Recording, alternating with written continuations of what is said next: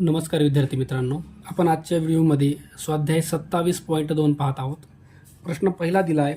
तिकिटाची किंमत -20% वाढल्यामुळे खप -10% कमी झाला तर उत्पन्नात वाढ अथवा घट किती झाला. बघा, तिकिटाची किंमत जी आहे ती 20ने वाढत आहे बरं का.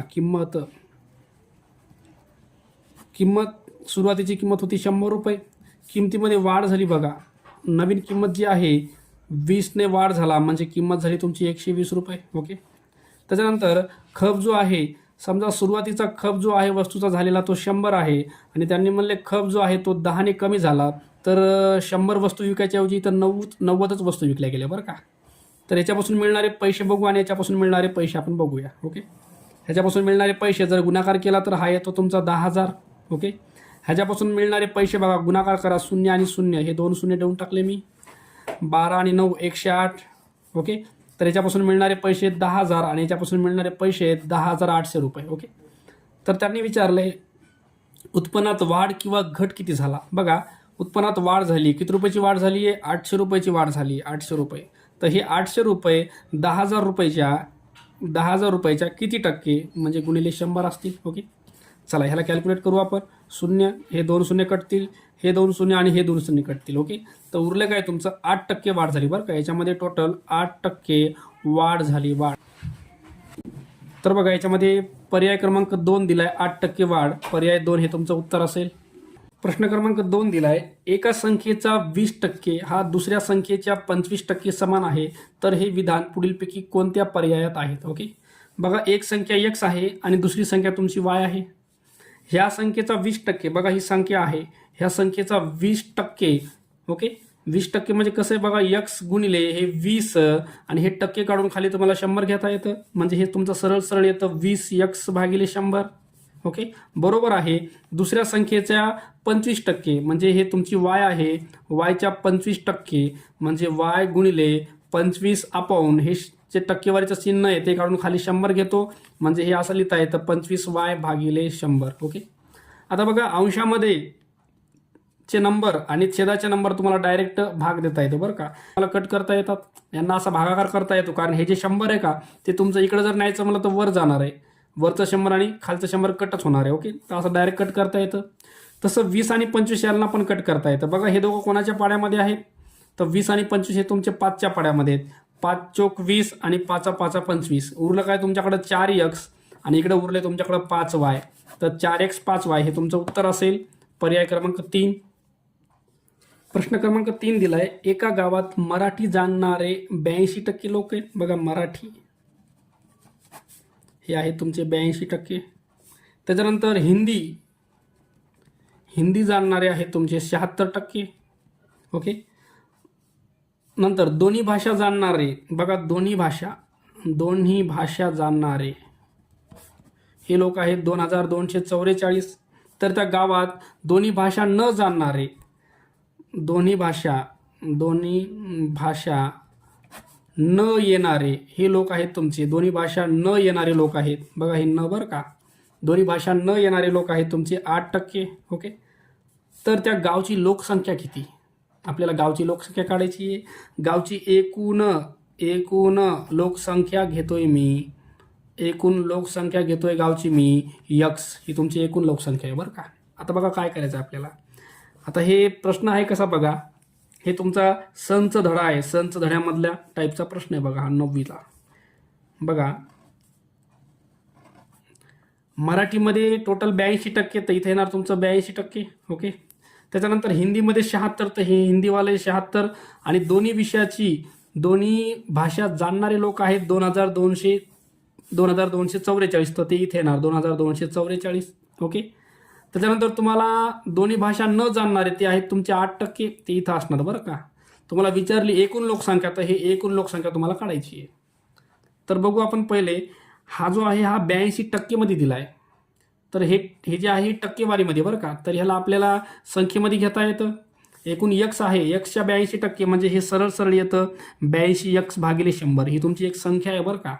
म्हणजे मराठी जाणणारे, फक्त मराठी जाणणारे लोक एवढे आहेत. त्याच्यानंतर तसंच आपल्याला हिंदीचं काढता येतं.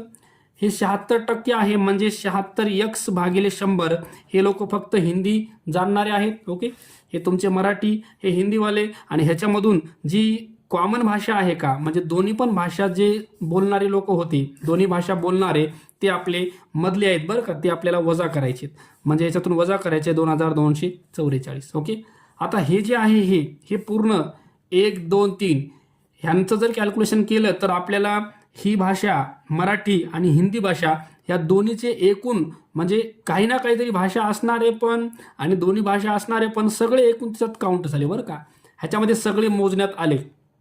मग ह्याच्यामध्ये आपल्याला अजून काही लोक टाकायचे आहेत, ते लोक म्हणजे 8% लोक, जे की एकही भाषा न जाणणारे. तर हे असणार आहे 8x भागिले 100. ओके, बघा हे मराठीवाले आहेत, हे हिंदीवाले आहेत, आणि ह्या दोघांची बेरीज करून ह्या दोघांमधून जे एक्स्ट्रा ॲड झाले होते, कळलं का, जे एक्स्ट्रा ॲड झाले होते ते याच्यातून वजा होतील, म्हणजे दोन्ही भाषा जाणणारे एकूण लोक इथं उरतील, आणि हे दोन्ही भाषा जाणणारे लोक प्लस दोन्हीही भाषा न जाणणारे लोक, आणि ह्या सगळ्या लोकांची मिळून जी संख्या व्हायली ती दिली आहे तुम्हाला एकूण गावची लोकसंख्या x. ओके, आता हे जे इक्वेशन आहे हे आपल्याला सोडवायचं. याच्यामध्ये बघायच्यात काय करता येतं.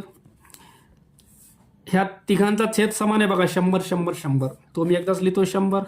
वर 82 76 आणि 8 तिघांची बेरीज करा. बघा 82 76 आणि 8 तिघांची बेरीज करू आपण. ही तुमची यायली 166 टाइम x वजा हे तुमचं 22 44 जशाला तसं आहे इथं. ओके, आणि इकडचं x हे पण जशाला तसं. बघा आता मी काय करतो याच्यामध्ये, हा जो 22 44 त्याला मी इकडं पाठवतोय, हे इकडे यायले 22 44, इकडं आहे तुमचं 166x भागिले 100, हे x तुमचं इकडं चाललंय, हे व्हायले -x. हे तुमचं 22 44 इकडंच राहणार आहे, हे 100 तुमचं इकडं चाललंय, तिरकस गुणाकारात 100x, म्हणजे 166x वजा 100x आणि भागिले 100 पुन्हा खाली येणार आहे. ओके, तिरकस गुणाकार झाला बरं का.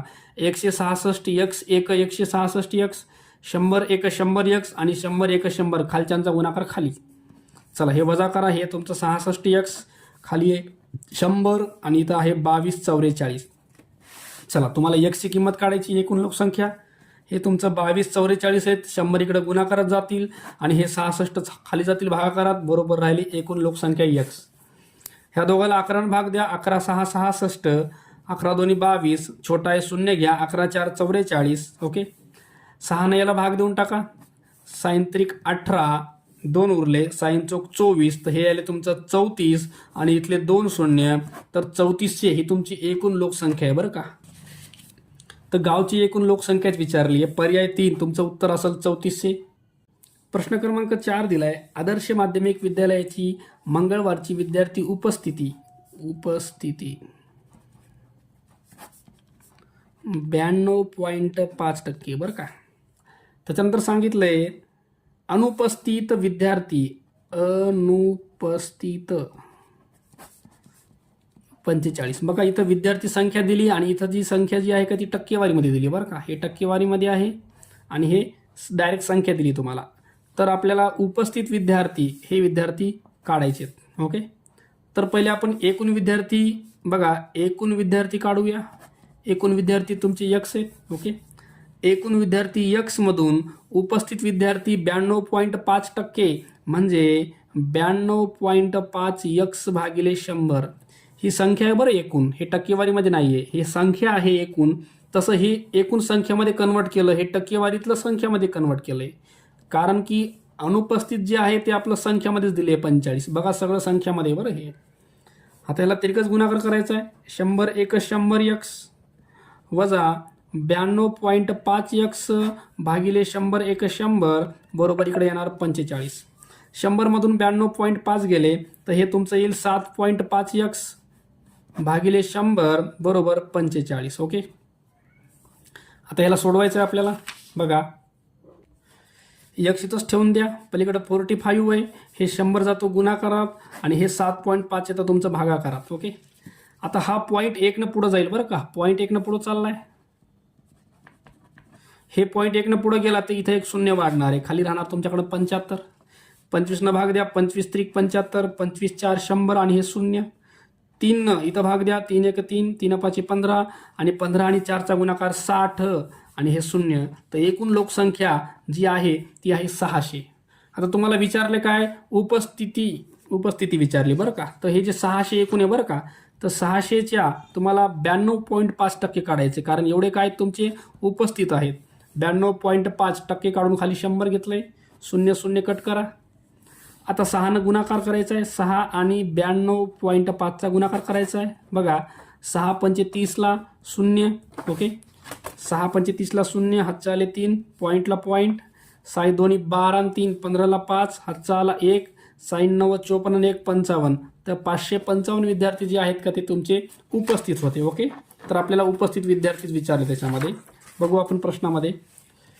तर उपस्थित विद्यार्थ्यांची संख्या 555, पर्याय 2 हे आपलं उत्तर असेल. प्रश्न क्रमांक 5 दिलाय, मागील वर्षी एका शाळेत 500 विद्यार्थी होते. बघा एकूण दिले तुम्हाला 500, त्यात 320 मुले कितीत बघा 320, ओके. आणि 180 मुली होत्या. मुली ज्या आहेत का त्या दिल्यात तुम्हाला 180 संख्या, ओके. यावर्षी विद्यार्थी संख्या कायम आहे, एकूण संख्या जी आहे का ती 500 राहणार आहे, ओके. असून 280 मुलं जे आहेत ते तुमचे 280 झालेत आणि मुली ज्या आहेत त्या 220 झाल्यात, ओके. तर मुलगे आणि मुली यांच्या संख्येत एकूण विद्यार्थी संख्येच्या शेकडा किती वाढ किंवा घट झाली. बघा आता मुलं 320 होती, ओके. आणि दुसऱ्या वेळेस मुलं किती झालेत 280 झालेत, म्हणजे कमी झालेत. कितीने कमी झाले बघा, 320 मधून 280 काढा तर हे तुमचा 40चा फरक आहे. इथं 180 होते आणि 220 झाल्यात मुली, तर मुलीमध्ये वाढ झाली. इथं काय झाले तुमचं कमी झाले. आणि इथं काय झाले बघा 180 पासून 220 पर्यंत म्हणजे 40चीच झाली तुमची वाढ, ओके. आता 40ची कमतरता आणि इथं 40ची वाढ, तर ही जी आहे तुम्हाला एकूणच्या विचारले. एकूण किती आहे 500, एकूण 500च्या किती टक्के, म्हणजे इथं 100 घ्या गुणाकारामध्ये, ओके. 0 कटलं, 5 भाग द्या, 5 40, इथं पण तेच येणार आहे तुमचं. 0 कटलं, 5 40, म्हणजे 8% कमी किंवा 8% वाढ, ओके. 8% कमी, तर यांनी 8% बघा घट आणि 8% वाढ, तर पर्याय 4 हे तुमचं उत्तर असेल. प्रश्न क्रमांक 6 दिलाय, तांबे व जस्त यांच्या संमिश्राने 5 किलोग्राम वजनाचा धातूचा गोळा तयार केला. जर त्या गोळ्यामध्ये 35.5% जस्त असेल तर त्यामध्ये तांबे किती, ओके. बघा एकूण किती आहे, एकूण आहे तुमच्याकडं 5 किलोग्राम म्हणजे 5000 ग्राम,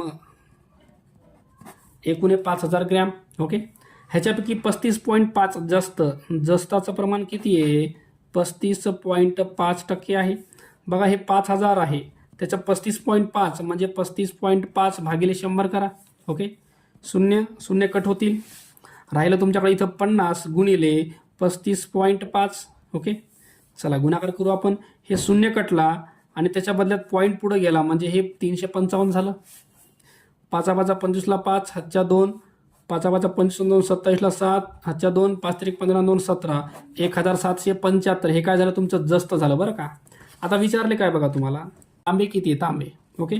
तर एकूण किती आहे, एकूण आहे तुमचं 5000, त्याच्यामधून जस्त वजा करा 1775, हे तुमचं जस्त वजा करायचं आहे. उरलेलं तुमचं तांबा असणार आहे. बघा 5ला कट करा, 4 राहिले, 9 9 10, 10 मधून 5 गेले 5, 9 मधून 7 गेले 2, हे 2, 4 मधून 1 गेला 3, तर 3200, बघा 3225 ग्राम हे तुमचं काय असणार आहे, हे तुमचं असणार आहे तांब, 3225, पर्याय 1 हे उत्तर असेल. प्रश्न क्रमांक 7 दिलाय, अजयला बलबीरपेक्षा 25% गुण कमी मिळाले. बघा एक आहे तुमचा बलबीर आणि दुसरा आहे अजय, ओके. अजयला बलबीरपेक्षा 25% गुण कमी मिळाले. बघा समजा बलबीरला 100% गुण मिळाले तर ह्याला मिळाले 25% गुण, हो तुमचं. तर बलबीरला अजयपेक्षा किती टक्के गुण जास्त मिळाले. बघा बलबीरला जे आहेत का ते अजयपेक्षा, आता अजयला 25% कमी मिळाले म्हणजे त्याला मिळाले किती, त्याला मिळाले 75%, ओके. ह्यानं कमी 100, ह्याला 100 मिळाले, बलबीरला 100 मिळाले, तर अजयला बलबीरपेक्षा 25 कमी म्हणजे याला मिळाले 75, ओके. तर विचारले काय, बलबीरला अजयपेक्षा, आता अजयला किती मिळाले तर 75 मिळालेत. ह्या अजयचे जे मार्क आहेत त्याच्यापेक्षा बलबीरला किती मिळाले जास्त, तर बलबीरला 25 जास्त मिळाले. आणि हेच तुम्हाला टक्केवारीत विचारले म्हणजे इंटू याला 100 करा, ओके. चला याला भाग देऊ आपण. 25 एका 25, 25 त्रिक 75, वर उरले 100 आणि खाली उरले 3. ओके, पर्याय बघू आपण. बघा 100 भागिले 3 जे आहे ह्यालाच त्यांनी असं केलं बरं का, हे मिक्समध्ये. बघा कसं करायचं. हे 100 आहे, 100ला 3 भाग द्या. 3 त्रिक 9, उरला 1, शून्य खाली घ्या. पुन्हा 3 त्रिक 9, उरला 1. आता बघा लिहायचं कसं. हे जे 33 आहे ते सुरुवातीला टाका, हे जे खालचा 1 आहे बाकी उरलेला तो वर टाका, आणि हे जे 3 आहे ते खाली टाका. म्हणजे 33 1/3%. पर्याय क्रमांक 4 उत्तर दिले आपल्याला. ओके, बघा प्रश्न क्रमांक 8 दिलाय. वस्तूच्या किमतीत 10% वाढ झाली. बघा किंमत 10% वाढ झाली. सुरुवातीला किंमत 100 रुपये होती आणि 10% वाढ झाली म्हणजे वस्तूची किंमत 110 रुपये झाली. त्यामुळे त्याचा 10% खप कमी झाला. बघा वस्तूचा खप, समजा सुरुवातीला 100 वस्तू विकल्या गेल्या आणि आता 10% खप कमी झाला म्हणजे दुसऱ्या वेळेस तुमच्या 90च वस्तू विकल्या चालल्यात. आता बघू ह्याच्यापासून मिळणारे पैसे आणि ह्याच्यापासून मिळणारे पैसे, नंतर आपल्याला बघता येईल नफा किंवा तोटा किती झाला. तर ह्यांचा गुणाकार करा. एका वस्तूची किंमत 100 रुपये होती, तशा 100 वस्तू विकल्या तर हे तुमचे 10,000 रुपये तयार झाले.